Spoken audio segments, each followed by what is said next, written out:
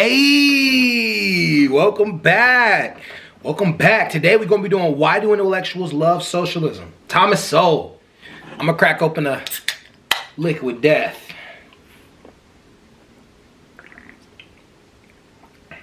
That's pretty good.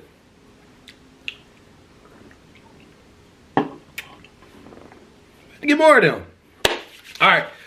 Subscribe. Turn on post notifications. Y'all know what to do. Let's get it. Let's go. Hop right into the reaction. No time to waste.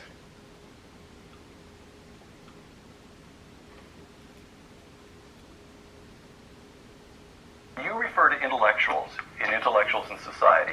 Whom do you mean? I mean people whose end products are ideas. There are other people with great intelligence whose end products are things like the Salk vaccine. A research scientist is not necessarily an intellectual. That's right. An engineer isn't necessarily an intellectual. That's right. Because the engineer is judged by the end product, which is not simply ideas. If he builds a building that collapses, it doesn't matter how brilliant his idea was, he's ruined. Conversely, if an intellectual who's brilliant has an idea for rearranging society, and that ends in disaster, he pays no price at all. I see. Let me... It's interesting. That's an interesting concept. That's an interesting concept. Okay. Let's keep going. I feel like I've heard this before, though. I feel like I've heard this from Thomas Sowell before. Because we do a lot of Thomas Sowell reactions on this, but I feel like I've heard him say that before. Maybe I'm hearing it differently this time. Let's keep going. Let me quote intellectuals in society, quote, "The fatal misstep of intellectuals is assuming that superior ability within a particular realm can be generalized to superior wisdom or morality overall. Chess grandmasters, musical prodigies, and others who are as remarkable within their respective specialties as intellectuals within theirs seldom make that mistake." Explain that. Why would it... Well, let's take an example. Noam Chomsky, whom you write about in Intellectuals in Society, whose work in linguistics, in the first place I can't understand it, but as best I can tell, everyone who understands his technical work within the field, within his discipline of linguistics, considers him one of the great figures of the 20th century. And his work in politics? Absurdity. The same could be said of Bertrand Russell and his landmark works on mathematics and other people in other fields, but they step outside their field. And when you step outside your level of specialty, sometimes that's like stepping off a cliff. And why is it? Interesting. Hold up.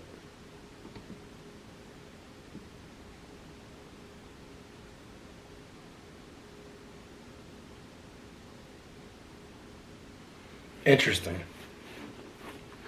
Interesting how he sees intellectuals. That's interesting. Let's keep going. That intellectuals, that is to say people whose end product is ideas, should succumb to that temptation more than, to use your example, a chess grandmaster. Because a chess grandmaster can be world famous for doing absolutely nothing more than winning chess tournaments and making displays, as many of them do, of playing 5 chess games simultaneously while blindfolded. So Bobby Fischer had no need to opine on the politics of the day because he was getting rich and famous and making a brilliant career for himself within his narrow profession. That's right. But intellectuals, what? They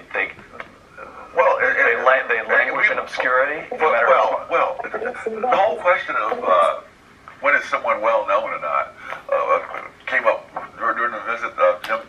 Yeah. This is a bad example. A chess grandmaster compared to an intellectual is a terrible example because an intellectual documents their ideas based on what they've seen society do. So a chess grandmaster only needs to be good at chess. Exactly what he's saying. And an intellectual also is held accountable for the ideas that they place into society. Like, for example, Friedrich Nietzsche. Friedrich Nietzsche is held accountable not only... Friedrich Nietzsche, people hold accountable for the Nazis and some of his ideas that were sexist towards women, and some of his racist ideology, right?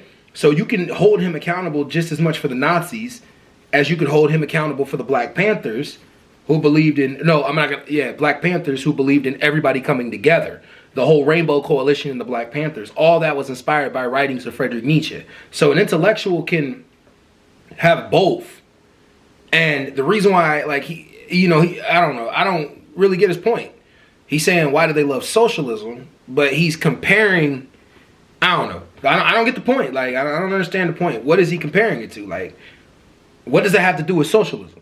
You know, I don't know. And this dude, it felt like he talked to pander to the whites. The whites. So I'm gonna call y'all the whites. And listen me, I love white people. I love my white audience. But I love my white audience that love me. If you don't love me, I don't love you. The same thing go for the black audience. I don't like y'all if y'all don't like me. I love who love me. Let's keep going. Jim Flint from New Zealand here a few years ago. He's one of the world's authorities on IQ tests. People, in India know about Jim Flint. People in England, he made a world tour. But I doubt if the people in the next block from where he lives know who he is. I see. All right. Because he's not as he's not as relevant. An intellectual has an idea that transitions all the way through society. It transitions. Marx's idea was to help people be better, everybody together. Somebody who does IQ tests is not all the way beneficial for society because it's irrelevant. An IQ test does not really determine what you're going to become. Somebody could get a low IQ score and end up becoming a billionaire. It happens all the time. Don't they say D and C students are the ones that the A and B students end up working for? Like, think about it. Like, so IQ tests aren't as relevant as somebody who comes up with an idea that actually changes the trajectory of society, like Marx, Nietzsche, Hegel, people like that. Like, this dude, I'm triggered. This dude sucks.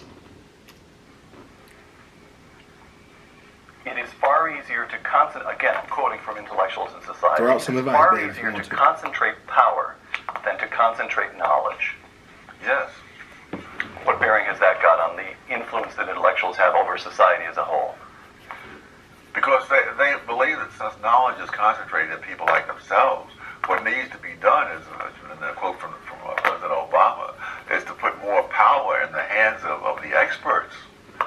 So the intellectual temptation is to say, look, we already know everything. That's right. If only we also had all the power, yes, everything would be just fine. Facts. And what's wrong with that view? What's wrong with that? Why isn't that a sensible? Why is that not sensible? Well, they don't know everything. They don't know. Oh my God. In fact, I have argued that they probably don't know 1% of the consequential knowledge in a society. Consequential knowledge. Oh my God. So what, should stupid people run it? To people who don't know anything run it? Y'all told me to re-react to this video because y'all said I missed everything, but it's still stupid. Like, so he's saying, so who should run society? The people who have that. Oh my God. That's like saying you don't want a judge to be a judge. The judge that knows law shouldn't be a judge. Like, the people who know what they should run the parts of society that they know. If you're an intellectual on economics, you should be in the economic field. You should be running the economic field in some way.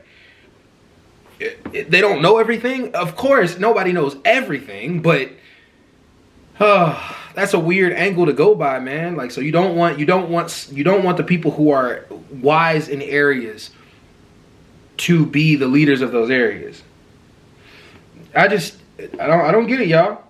I don't know. I don't get it. I'm writing it down. Write down what he's saying. Y'all want me to do this again. Y'all said I missed something. It's still not. He's still not saying hardly anything. I don't even know how it's pandering to y'all. Tell me what y'all love about it. Knowledge is a concept that runs through this book. Explain that concept. Knowledge whose presence or absence has consequences, serious consequences.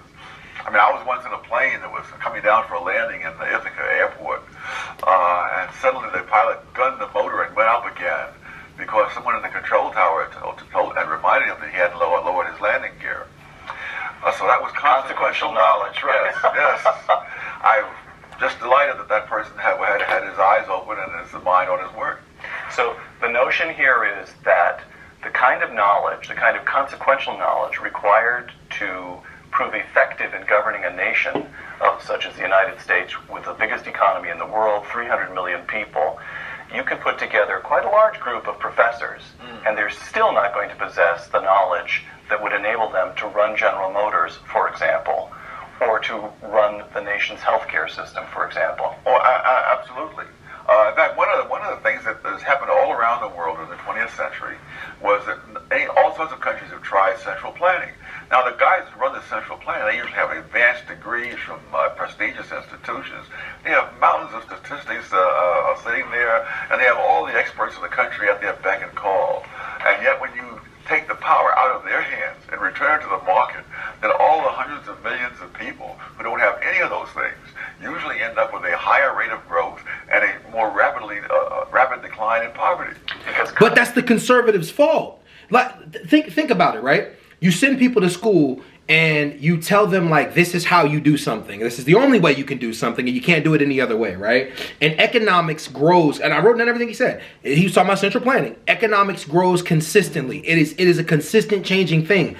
America is becoming the second largest nation in the world when it comes to economic power. China is passing us. So that means that the economics of China is more beneficial than our economic system right now. We're still good, but it's growing, right? So economics consistently changes, which means you need people consistently learning different things.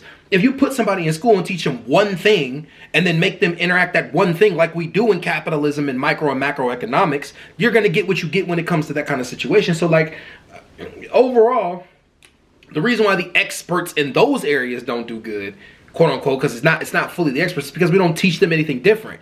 An expert should be learning consistently on something that consistently changes, right? So, like, I'll give you a really good example of this, right? I work close to the auto industry. I'll tell you that. I work close to the auto industry, right? In the auto industry, trucks are consistently changing. Cars are consistently changing. The different changes that happen on cars, mechanics need to be more informed on it. Based on his knowledge, you shouldn't go to a mechanic that was taught in 1990 or in 2000 or in 2010, even though they're the expert. You shouldn't go to them on it. Based on his knowledge, there's a consistent changing in that field. Consistent. You have to keep learning new things. And that same thing should apply to our economic experts. And maybe that's what he's trying to say. Maybe that's what he's trying to say. But based on what he's saying, he's a conservative. Conservatives only believe in supply-side economics. They believed in the invisible hand. And I think there's a little bit of a visible hand in society. But they believe in trickle-down economics and things like that. So, I don't know. Maybe I'm wrong. Maybe I'm wrong. Consequential knowledge by its nature tends to be diffused, widely diffused. Yes, yes. Okay, more on intellectual. So let's get to the intellectual point. Let's do it. Overcoming adversity is one of our great desires and one of our great sources of pride. But it is something that our anointed deep thinkers strive to eliminate from our lives through everything from grade inflation to the welfare state. The anointed want to eliminate stress, challenge, striving, and competition. They want the necessities of life to be supplied as rights, which is to say at the taxpayer's expense, without anyone's being forced to work for those necessities, except, of course, the taxpayers. Oh my God, they're just trying to make society better for everybody. That's all socialists believe. Socialists are... The reason why socialism... He's not answering the question. He's just pandering to y'all. The reason why intellectuals are drawn to socialism is because it seems like socialism is an idea that can reach to everybody in society. Think of the social programs that came from socialism. Social Security. Nobody believes in getting rid of that. We take care of our elderly people at the end of it all. Veterans. The whole idea of giving anything to veterans after they came back from war. That's a socialist principle. The whole idea of police officers. Socialist principle. Like this. These are also the whole idea of when he talked about central planning.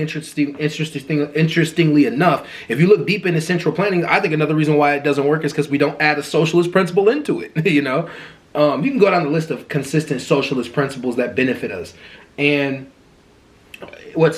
all they believe in is helping society move towards a better pattern. So I'm gonna leave it at that. I already did the reaction to this one once, so y'all gave it to y'all again. Still didn't impress me. Y'all tell me in the comment section what y'all think. I think intellectuals like socialism because it reaches change that can be beneficial for society. There are problems in society, and a lot of liberals believe in changing it. Conservatives believe in keeping everything the same. We can't keep everything the same.